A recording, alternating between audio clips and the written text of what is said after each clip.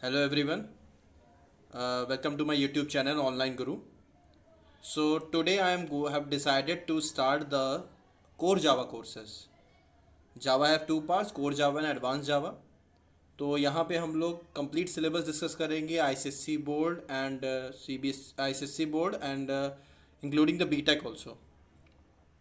Okay, so this is my first class और इसी channel पे आपको दूसरे वीडियोस भी मिल जाएंगे मैथ्स के, पाइथन के, सी के. ओके, तो आप वहाँ से भी देख सकते हो. And this is just a request to kindly subscribe my channel so that you can get the recent update. Okay, I am as per my qualification I am postgraduate in computers and I am teaching this subject as my hobby. Okay, so without wasting our time, let's start the topic introduction to Java. So before starting this programming language, let me discuss the four basic questions related to this language. What are those questions? Why we need Java? Because before starting anything, we must know that why should we learn Java. Secondly, the definition of Java. Third, platform and what is platform independency. And the fourth one is why Java needs and how it achieve the platform independency. Okay, so start the first topic, why we need Java. Okay. The answer of this question is for developing the internet application, because we all know that before the internet was being developed in 1990s 91 around. Okay, so before the internet being developed, there is no need for sharing anything on the internet. Means the standalone application is sufficient for our work. For that purpose, the languages available at before 90s like C, C++ is sufficient. For example, operating system, operating system, you know, Windows operating system, Linux operating system, we won't share those operating system on the internet. We just install in your laptop or computer, and we are using in that only system. If you want Windows in another system, you are again installing those Windows in another system. Okay, there is no need of sharing. So when we don't have internet, then those languages are sufficient. But as soon as the internet being developed, so we need a such language that handles the internet application, that handles the sharing of applications on the internet. Okay, so that is the basic thing, that why we need Java for developing the internet applications. So the next is definition of Java. Okay, just a minute. Okay, the definition of Java. Java is a simple, secure, high-level, platform-independent, object-oriented programming language. So, as the name suggests, simple, because Java is being related with a real-world entity, that you will learn what is object. Object is nothing but a real-world entity, and the language related to those real-world entity, real-world things is known as the object-oriented programming language. Means simple. Because whenever something is related with the real life, it makes it simple.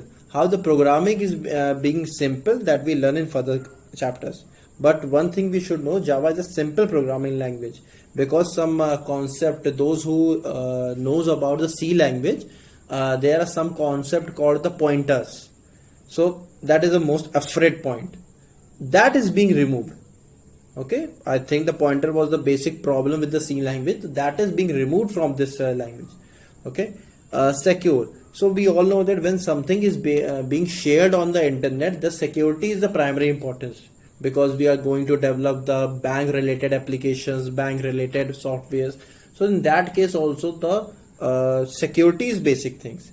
High level language. So high level language means anything that is written in English is known as the high level language, but that is not the basic point, because other languages like C, C++ also are the high level language. Next is object oriented. Just we see that everything related with the object, it is known as the object oriented programming language. And last one, platform independent. So what is platform? Platform is being known as the software on which we are running an applications, like Windows operating system. This is the platform. Anything on which our application is running is known as the platform. Okay, so how Java achieves the platform independency? See this figure.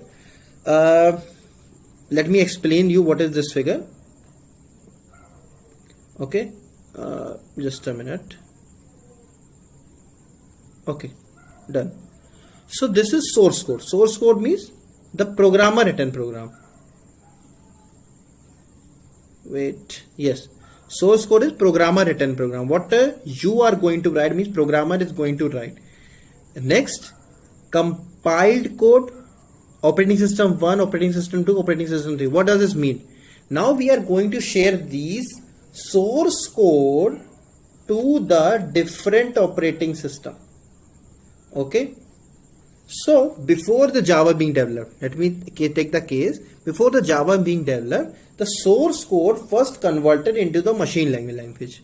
I think you all must know that computer or the machine only understand the machine language. So to generate the output, machine should understand the concept.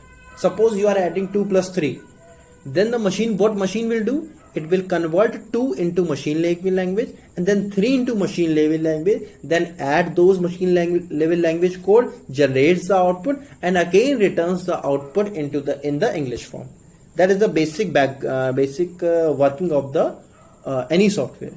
Now the problem with this concept is when you are writing a certain code. Suppose you are writing certain code on this operating system you consider Windows operating system, OS1. So we can take OS1 for an example, Windows operating system. Now what the problem is, when you generating the code, then code must be compiled. Compiled means must be converted into the machine level language code. Now machine level language code is being shared on the internet. Suppose is being shared on the internet. I am taking the case when the Java is not being developed. Now the problem is, as the name suggests, what is machine level language code? Machine level language code means the code being understood by the certain machine, OS1. Now the machine level language code generated on operating system 1 will only be understood by this machine only, because see, this is also operating system 1, means the machine level language code generated on this part will only be understand on this, but not on this. Why? Because see, it is not being compatible. This is the code of this operating system. How would be understood by this operating system? This is a general common sense. So this is known as a platform dependency. It is not platform independent. It is depend on the platform dependency. Means it depends on the platform on which you are going to execute it. If the operating system is same, then it will be executed. If the operating system is not same, then it won't be executed. I think this one is clear. Now we are moving towards the platform independency. Now we are generating the concept. If you are going to compile the source code, you are not going to generate the machine language code, but you are going to some intermediate code or the encrypted code. See this cross mark? We are not going to generate machine language code here. We are generating some intermediate code, and those code being shared on all the operating system. Then what about the next procedure? When the code being shared, then on this operating system a machine was installed known as the Java Virtual Machine, JVM. You must have heard about this term. JVM is installed that convert this machine, source code or the intermediate code in the machine language. Now this machine level language generated on this side only. That means it must be understood by this operating system. Okay. Similarly, when you are going to share, when you are going to share on this operating system, it will be understood by operating system 2 only and being executed. There is no problem of understanding because it being generated by the same machine. And similarly, when you are going to share those code on operating system 3, then it must be understood by the operating system 3 also and being executed on the same machine. Then there will be no problem in understanding those code by the certain machine. Now, one thing we should learn, the code being generated on whatever the operating system is being able to execute on all other operating system because of the machine being installed known as the Java virtual machine on all the operating system. That means when you are sharing something on the internet, when you are sharing some code on the internet, the intermediate code on the internet, it won't be depend on the client side. It won't be depend on the client side that which operating system is being installed on that machine.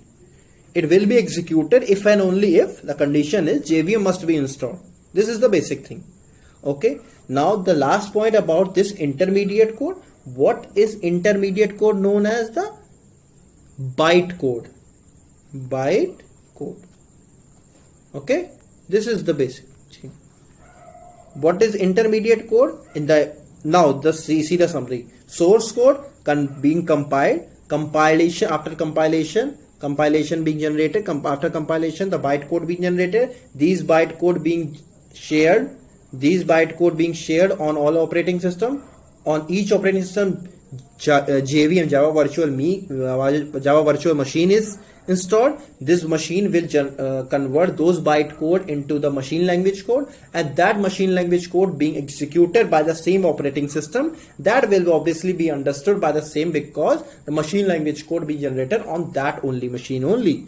Okay, and this concept is basically needed on the internet application, because we won't know what is available on the client side. See, this is a server side and this is a client side. So we won't be bothered about which operating system is available on the client side. We just share the byte code, and that is executed on the server side, on the client side.